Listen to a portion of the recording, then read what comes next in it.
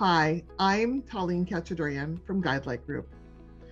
It is my pleasure to introduce this video series on the Self-Determination Program brought to you by the San Gabriel Pomona Regional Center. As an independent facilitator and regional center parent, I have seen the positive impact of the Self-Determination Program and know this program will give you and your family the flexibility, choice, and control to live your best life. Today's video is about navigating the Self-Determination Program. I will walk you through each step of the process to transition from traditional regional center services to the Self-Determination Program. So let's get started. In this video, you will learn the 6 steps that most people take to get started in self-determination. You don't have to follow these steps exactly. The process is flexible and based on your specific needs and situation. Here are the 6 steps. Step 1, attend orientation. Step 2, develop your person-centered plan. Step 3, agree on your individual budget. Step 4, choose your FMS and develop your spending plan.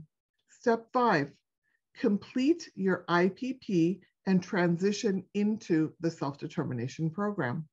Step 6, live your self-determined life. We have created a companion handout for you to follow along with this video. You can print the handout and use it as a checklist to guide your own transition. Now we'll review each step. Step 1, attend orientation. Anyone interested in participating in the Self-Determination Program must attend an orientation session. You may attend a live orientation session, virtual or in person, or watch a pre-recorded video online at your convenience. Ask your service coordinator to help you arrange an orientation session that works best for you. Step 2, develop your person-centered plan.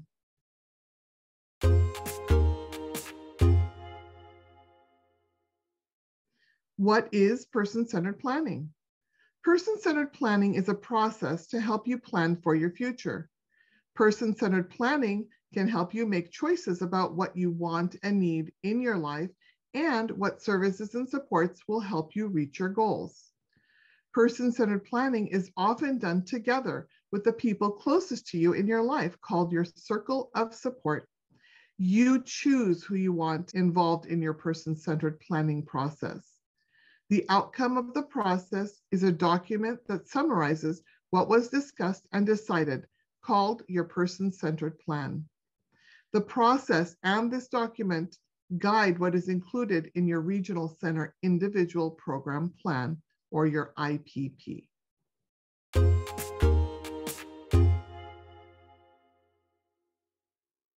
Let's review the person-centered planning process. First, choose who will facilitate and write your person-centered plan.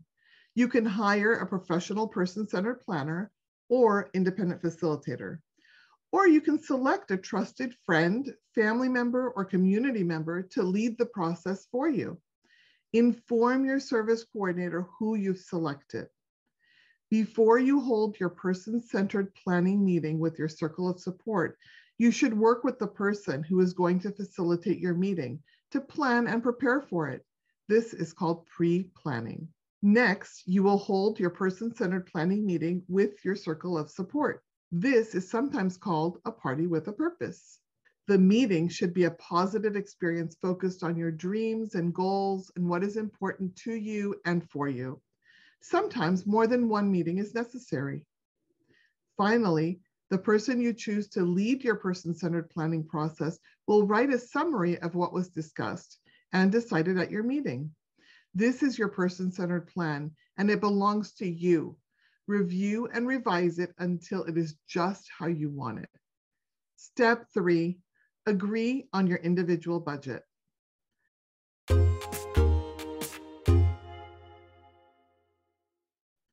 What is an individual budget? Your individual budget is the total amount of money that you will have available to purchase the services and supports for 1 year. Each person's individual budget is different and is based on your specific needs. Your individual budget is determined by the IPP team and certified by the regional center. The starting point for the budget is the amount of money that the regional center spent on your services and supports in the last 12 months. This amount can be adjusted up or down if there's a change in your needs, circumstances, or resources, or if you had prior needs that were unmet. The budget is based on what the regional center would have spent to meet those needs if you had stayed in the traditional system.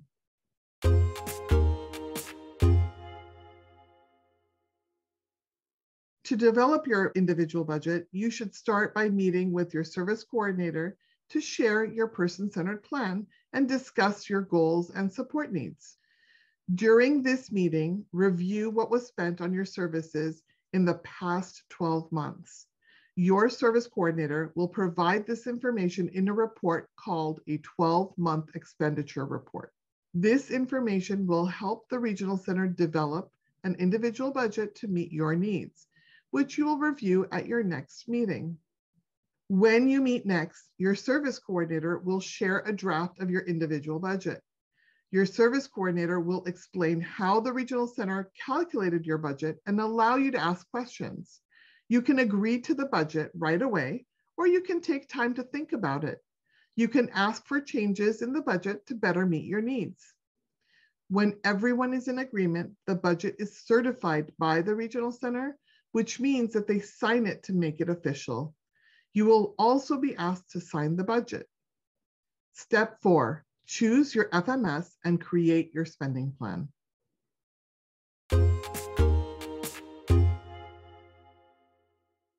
What is an FMS? An FMS is a financial management service that helps you manage the money in your budget by paying bills, purchasing items, and managing payroll for your support workers. Everyone in the self-determination program is required to have an FMS. FMSs are vendored by the regional center.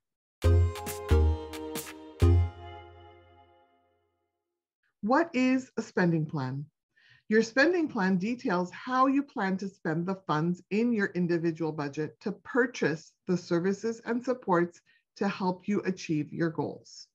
The spending plan includes the cost of each service or support you plan to purchase.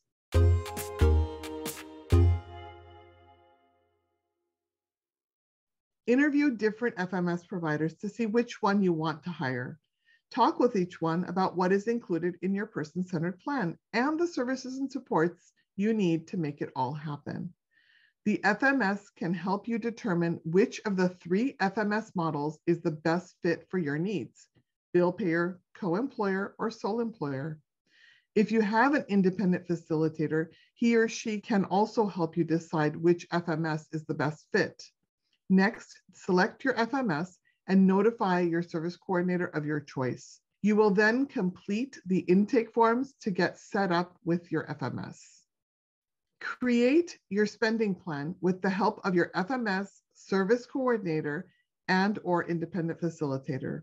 Remember, the spending plan lists the costs of each service or support you plan to purchase to help you achieve your goals. Your spending plan needs to include the cost of your FMS and the cost of your independent facilitator if you choose to hire one to help you throughout the year. If you will be hiring your own workers, your spending plan needs to include the employee benefits, payroll taxes, and insurance. Your FMS will guide you through this process. Finally, submit your spending plan to your service coordinator for review. Step 5, complete your IPP and transition into the self-determination program.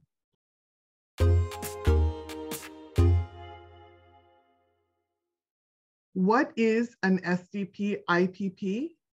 Prior to starting the self-determination program, the regional center creates a new or updated version of your IPP that is based on your person-centered plan. This is sometimes called an SDP IPP.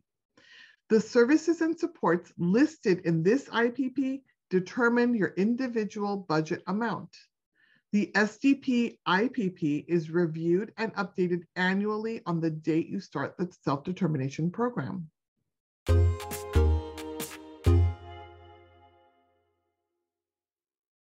You will complete your IPP in a meeting with your regional center service coordinator.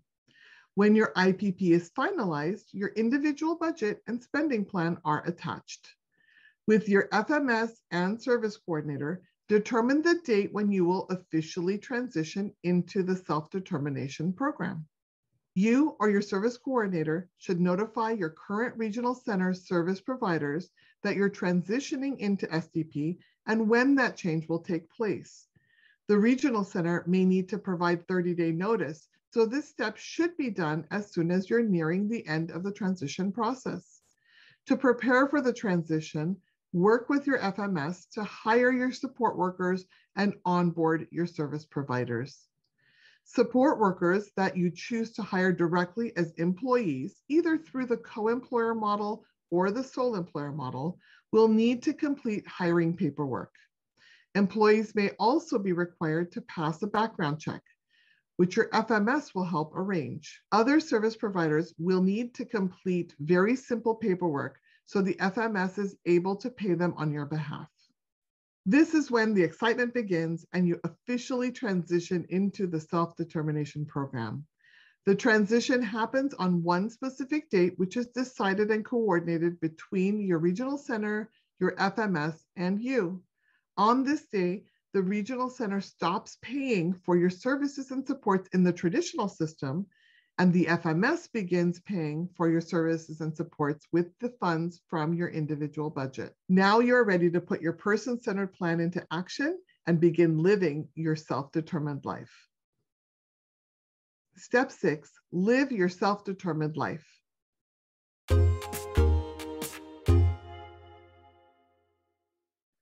Now that you've transitioned into the self-determination program, you have more choice and control over your life than ever before. In the self-determination program, you can use the funds in your individual budget to purchase the services, supports, and items you need to achieve your IPP goals. You can make changes to your plan as needed throughout the year.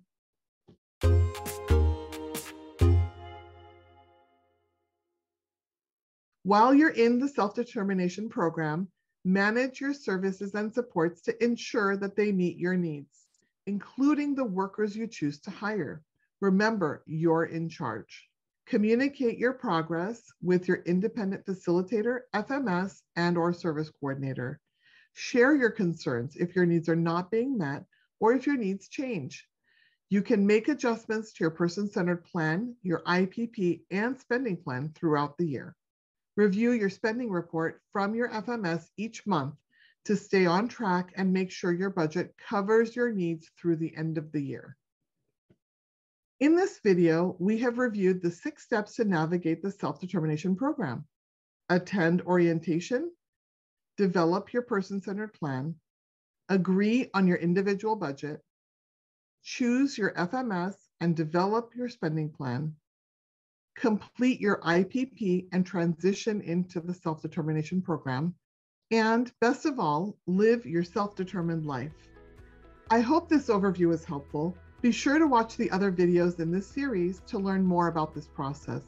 It has been my honor to be a small part of your journey, and I wish you the very best as you make this transition into the self-determination program.